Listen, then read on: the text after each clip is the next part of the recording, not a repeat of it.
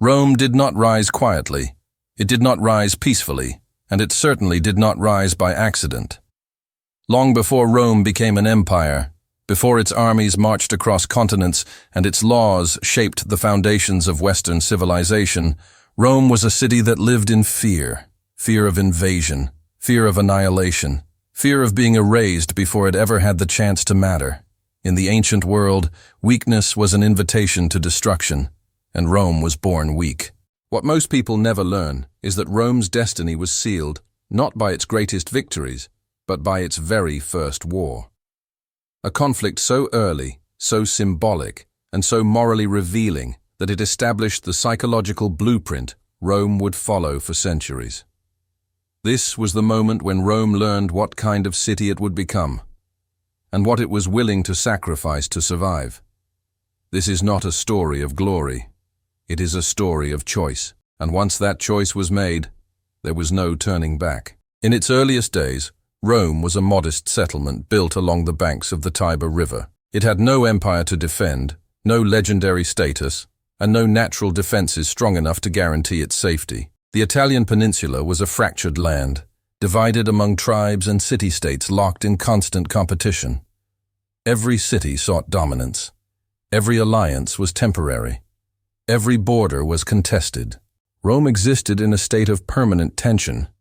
To the north, the Etruscans possessed advanced cities, organized armies, and cultural influence. To the south and east, Latin communities rivaled Rome for control of land and trade routes. In this environment, diplomacy could delay conflict, but it could never prevent it. War was not an event. It was a condition of life.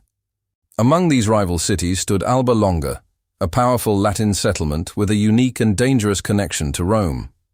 According to tradition, both cities claimed descent from the same legendary ancestors. This shared origin did not create unity. It created rivalry. Each city believed it had the rightful claim to leadership among the Latin peoples. As Rome grew stronger, coexistence became impossible. The tension between Rome and Alba Longa simmered for years, fueled by competition, pride, and fear. Both cities understood that a full-scale war would be devastating. Massive casualties would weaken them, leaving the survivors exposed to external enemies eager to exploit any sign of vulnerability. And so, in a decision that perfectly reflected the ruthless logic of the ancient world, both sides agreed to resolve the conflict in a way that was efficient, symbolic, and terrifying. The fate of two cities would be decided by 6 men. 3 brothers from Rome, known as the Heraci, would fight 3 brothers from Alba Longa, the Curiati. No armies would clash, no cities would burn. Instead, the survival of entire populations would rest on a single combat. It was a gamble that reduced human lives to strategic assets. But in the ancient world, efficiency mattered more than compassion. When the duel began, it was violent and chaotic. Steel met flesh. Blood soaked the ground. 2 of the Roman brothers fell quickly, struck down by their opponents. The remaining Horatius was wounded and alone, facing 3 injured but still dangerous enemies. To the watching crowds, Rome's defeat seemed inevitable. But Rome's survival depended on more than brute strength. It depended on adaptability. Feigning retreat, the lone Roman warrior separated his enemies. One by one, he turned and killed them, exploiting their injuries and exhaustion. When the final enemy fell, the outcome was clear. Rome had won.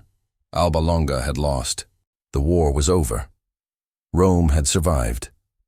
Victory, however, did not bring peace. It brought revelation. As the Roman warrior returned home, he encountered his sister, who had been betrothed to one of the fallen enemies. Overcome with grief, she mourned the man Rome had declared its foe. In that moment, personal sorrow collided with political loyalty, and Rome chose loyalty. The warrior killed his sister on the spot, declaring that no Roman should ever mourn an enemy of the state. The act shocked even Rome itself. He was arrested and put on trial for murder. The city now faced a choice that would define its future. Would Rome value human life above loyalty to the state, Or would it affirm a new and dangerous principle? Rome acquitted him. The message was unmistakable. Loyalty to Rome outweighed blood ties. The survival of the state justified personal tragedy. Mercy was secondary to obedience. From that moment forward, Rome accepted a truth that would shape every war it fought. The state came first, no matter the cost. This was Rome's true first victory, not over Alba Longa, but over its own humanity. From this foundation, Rome developed a culture where discipline was sacred and sacrifice was expected.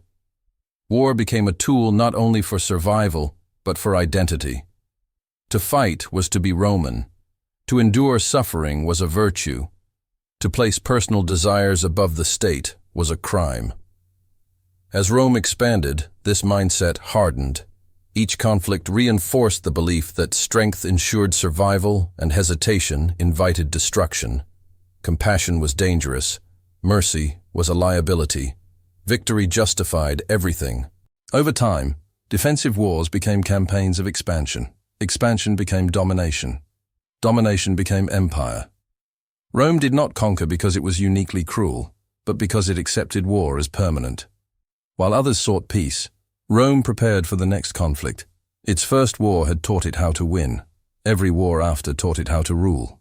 By the time Rome faced larger enemies and greater challenges, its identity was already forged. The lessons learned in its earliest conflict echoed through centuries of conquest. From the Italian peninsula to the edges of the known world, Rome applied the same logic again and again. Order over empathy, discipline over mercy, victory over all else. Empires are not built overnight. They are shaped by moments of decision. Rome's first war was one such moment. A moment when the city chose survival over morality, efficiency over compassion, and power over restraint. That choice carried Rome to unimaginable heights. And it ensured that violence would forever be part of its legacy. Rome's first war may seem small compared to the massive conflicts that followed, but its impact was profound. It revealed the values Rome would protect, the sacrifices it would demand, and the kind of empire it would become. From that first clash, the empire was already inevitable. Rome did not simply wage war, it became war.